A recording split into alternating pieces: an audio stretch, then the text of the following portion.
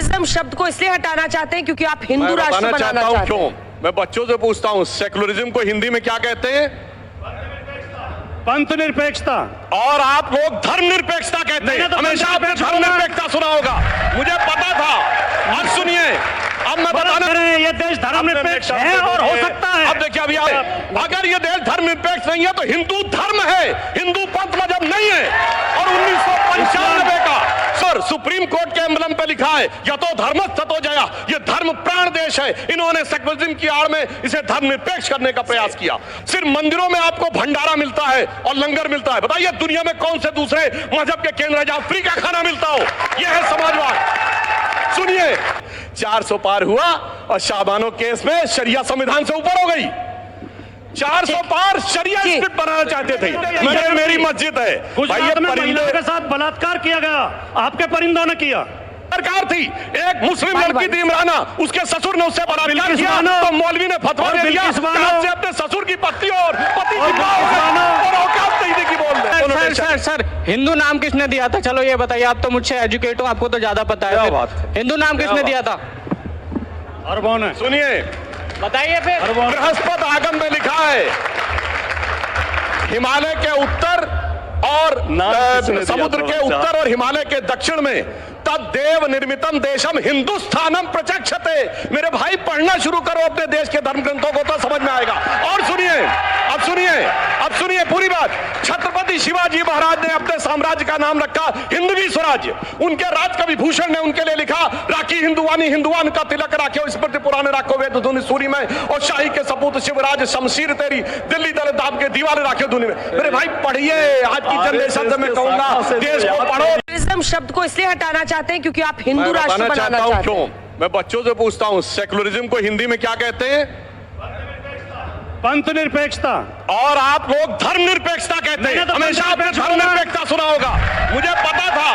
अब सुनिए, अब मैं बताना चाहता हूँ, आपका पॉइंट क्यों थोप रहे हो आप हम पे? हम तो पंथ निरपेक्षता कह रहे हैं। सुनिए, अरे एक बार अपने नेता का पंथ निरपेक्षता दिखाया होगा। धर्मनिरपेक्ष शक्तियों को एक करना है, धर्मनिरपेक्ष को एक करना है। अब सुनिए, बारी से।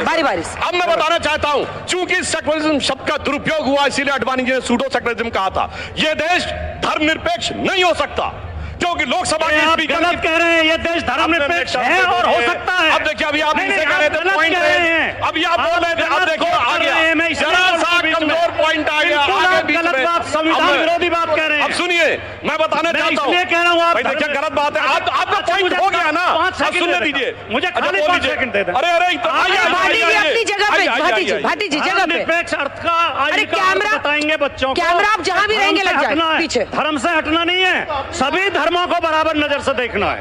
अब सुनिए, अगर ये देश धर्मनिरपेक्ष नहीं है तो हिंदू धर्म है, हिंदू पंथ मजहब नहीं है। और 1995 का सुप्रीम कोर्ट का जजमेंट कहता है Hindu is way of life. फिर क्यों हिंदू को सांप्रदायिक कहते हैं? बताइए, हिंदुत्व को सांप्रदायिक नहीं कहना चाहिए। मैं बताना चाहता हूं, लोकसभा स्पीकर के पीठ के पीछे क्या लिखा है?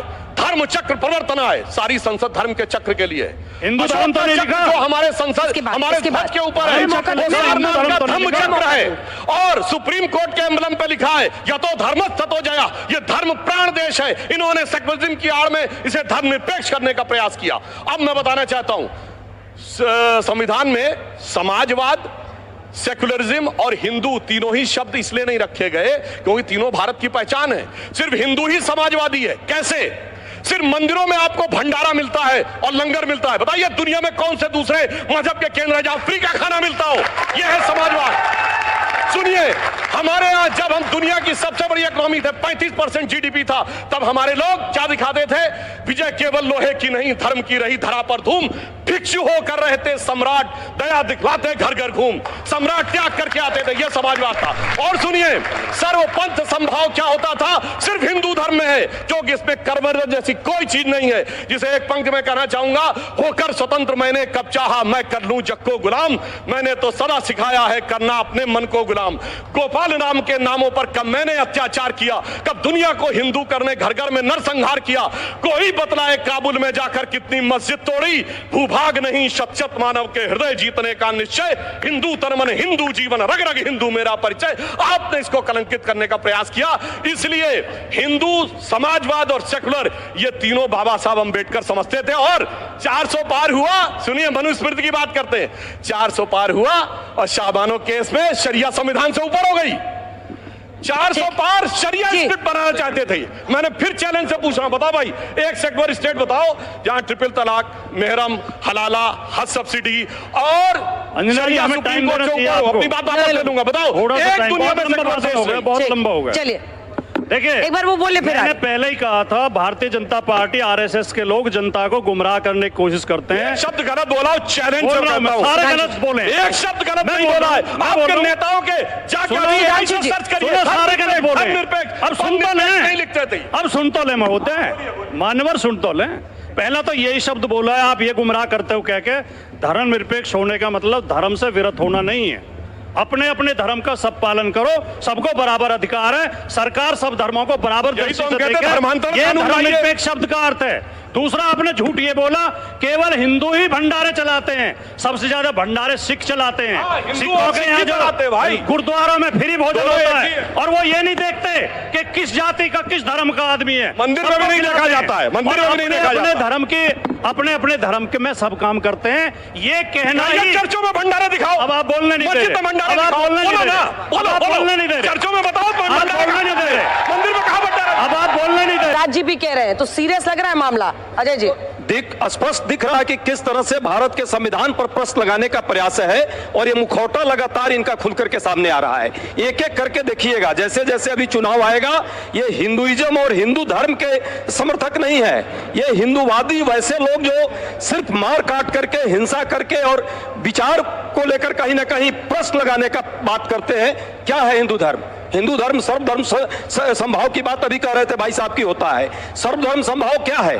इस देश की संस्कृति, इस देश का इतिहास, इस देश की जो विविधता में एकता है वही है। उस पर भी यदि आप प्रश्न लगा रहे हैं, क्या कर रहे हैं लगातार अभी डिबेट में, इतने देर के डिबेट में आप मुस्लिमों पर प्रश्न, कभी क्रिश्चियन पर प्रश्न, क्या है ये? यही दिखाता है कि आपका जो है चरित्र ही एक काकी है। आप सबको लेकर चलने की बात कर ही नहीं सकते, क्योंकि आपने यही सोचा है, यही आपके पद्धति में आया है और यही आपको शिक्षा दीक्षा मिली है। दूसरी बात ठीक है सुधांशु जी, इस पर आप जवाब दीजिए। एक सवाल मैं इसमें जोड़ रही हूँ, क्योंकि अब इसको नेक्स्ट लेवल पर ले जाने का वक्त आ चुका है। क्या बिहार, क्योंकि संविधान और संविधान को बदलना आपको बहुत भारी पड़ा था, क्योंकि लल्लू सिंह और कई सारे आपके नेता थे जिन्होंने यूपी में उठाया था, तो क्या अब आपको लग रहा है कि बिहार में उसी संविधान में धर्मनिरपेक्षता वाले शब्द को हटाकर आप ध्रुवीकरण की पॉलिटिक्स की शुरुआत कर रहे हैं? मेरा प्रश्न सीधा और सीरियस है या बस ऐसे इधर से उधर चलते रहेंगे? किसी को हटाने की बात नहीं है। धर्मनिरपेक्ष शब्द हटना चाहिए, पंथ निरपेक्ष होना चाहिए, जो वाकई ट्रांसलेशन है। जो ऑफिशियल लॉ मिनिस्ट्री का ट्रांसलेशन है कांग्रेस के रिजीम में, वो पंथ निरपेक्ष है, मगर धर्मनिरपेक्ष शब्द प्रयोग किया जाता है। वैसे अरे भाई, अब मैं बताना चाहता हूं, अब आपने बोलिए सर, ठीक है, धर्मनिरपेक्ष जानते क्या होता है? मैं क्यों कह रहा हूं सिर्फ हिंदू होता है? अभी कुंभ मेला हुआ, 66 करोड़ लोग आए, जात बिरादरी तो छोड़ दीजिए, 50 लाख विदेशी आए। दुनिया में बताइए कोई आपको गैर मुस्लिम दिखेगा जो कहे मुझे हज की यात्रा करनी है? कोई गैर क्रिश्चियन कहेगा वेटिकन करना है? और अगर वो कह दे तो उससे कहा जाता कन्वर्ट हो जाओ। 50 लाख विदेशी आए, किसी से कहा गया कन्वर्ट हो जाओ? ये होता है सरपंच संभाव।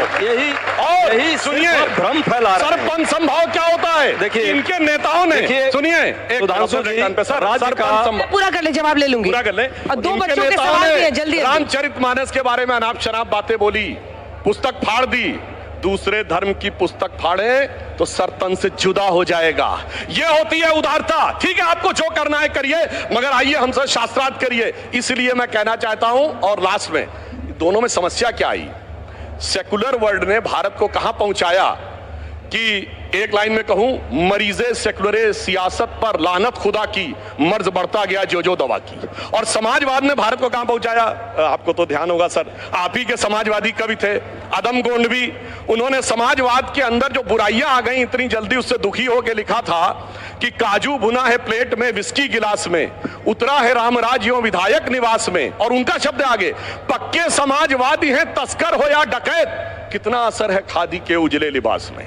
तो समाजवाद और सेकुलरिज्म दोनों कहां पहुंचा है, और राष्ट्रवाद आज कहां पहुंचा है? सुना दीजिए, सुना दीजिए। आप टोकती हैं फिर। नहीं सुनाइए। ये कहते आदम जी तो समाजवादी शायर थे। उन्होंने हमारे लिए 2 पंक्ति लिख दी, आपके लिए तो पूरी गजल लिखी है। सुन लो ये बच्चे, सुन लें।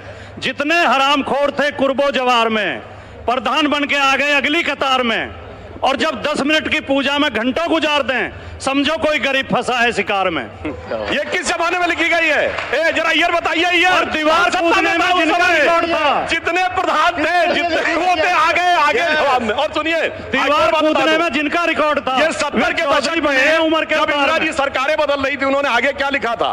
पैसे से आप चाहे तो सरकार गिरा दे, संसद बदल गई है आज की नखास में। नखास कहते थे घोड़ों की मंडी को। किसके लिए लिखा था साहब? हम लोग नहीं थे, हम तो राजनीति में थे नहीं। मेरा सवाल सुधांशु सर से है। आपने अपनी ओपनिंग लाइन में कहा था कि 28 अप्रैल 76 को जब आधे से ज्यादा सांसद लोग जेल में थे, तब इस रूल को लाया गया, सोशलिज्म का संशोधन किया गया, शब्द ऐड किए गए। हाँ, तो आपकी भी सरकार ने अभी 22-23 में जब 149 MP सस्पेंडेड थे स्पीकर साहब के द्वारा, तब आईपीसी को भारतीय न्याय संहिता में लाया गया, बिल लाया गया। इस पे आप क्या कहना चाहेंगे? आगे इस पे भी सवाल उठाना जायज होगा? लगता है आपने ध्यान से सुना नहीं, एकाग्रता से सुना करिए। मैंने ये नहीं कहा 28 अप्रैल 76 को, मैंने कहा 28 अप्रैल 76 को ADM city Jabalpur versus Shivakant Shukla के केस में सुप्रीम कोर्ट के हियरिंग में कहा गया कि जिंदा रहने का अधिकार नहीं है, गोली मार दी जाए तो आप सिर्फ देखते रह सकते मिलॉर्ड। इससे बड़ा दुर्दांत दौर नहीं हो सका। मैंने उसके लिए कहा था, इसलिए ध्यान से सुनिए तब प्रश्न पूछिए, कोई जाके पीछे जाके चेक कर सकता है। सबसे पहले नमस्कार। Be attentive in the मेरा class। सवाल सर से है कि अभी थोड़ी देर पहले बात कौन वाले सर से? कांग्रेस वाले या समाजवादी? सर से समाजवादी। कि अभी थोड़ी देर पहले बात हुई थी कि जब बाबा साहब जी ने संविधान लिखा था उसमें वो शब्द ऐड नहीं थे, और बाद में जब उन्होंने कहा था कि मैं फ्यूचर की सरकार पे छोड़ता हूँ कि वो ऐड करे या हटाए, तो आपने कहा कि फ्यूचर की सरकार आई और उसने ऐड कर दिया। तो अब और आगे बढ़ते हैं, तो अब आरएसएस जब इसी सब को वापस से चेंज करने के लिए मांग कर रहा है, तो फिर आपको अब दिक्कत क्यों हो रही है? हमें इसलिए दिक्कत है कि बिना सेकुलरिज्म के लोकतंत्र की कल्पना नहीं की जा सकती। जो देश धर्म पंथ निरपेक्ष नहीं है वो लोकतांत्रिक हो ही नहीं सकता। जैसे पाकिस्तान लोकतांत्रिक नहीं है, बांग्लादेश लोकतांत्रिक नहीं है, अफगानिस्तान लोकतांत्रिक नहीं है। अगर इस देश को लोकतांत्रिक बनाए रखना है तो सेकुलरिज्म जरूरी है। सुधांशु जी आप ही से सवाल है, माइक उठाइए। सांप्रदायिकता से जुड़ा है। ठीक। सर, पहले हम नीट देखते थे तो इसमें है ना आपका इंडिया नाम भी हटाने की कोशिश कर रहे थे आप। भारत, जैसे भारत और संविधान में भारत और इंडिया लिखा पड़ा है, तो इंडिया की जगह आप भारत करने चाह रहे थे, ऐसा क्यों? इसका देश का नाम क्या, इंडिया है कि भारत है? दोनों, भारत भी है और इंडिया भी। भारत है। इंडिया अंग्रेजों का दिया गया नाम है। इंडिया और भारत में अंतर है। सुनिए, इंडिया एक ज्योग्राफिकल सर, हिंदू नाम किसने दिया था? चलो ये बताइए, आप तो मुझसे एजुकेट हो, आपको तो ज्यादा पता है। हिंदू नाम किसने दिया था? अरबों ने। सुनिए, बताइए फिर। बृहस्पति आगम में लिखा है हिमालय के उत्तर और समुद्र के उत्तर और हिमालय के दक्षिण में तदेव निर्मितम देशम हिंदुस्थानम प्रचक्षते। मेरे भाई पढ़ना शुरू करो अपने देश के धर्म ग्रंथों को तो समझ में आएगा। और सुनिए, अब सुनिए पूरी बात।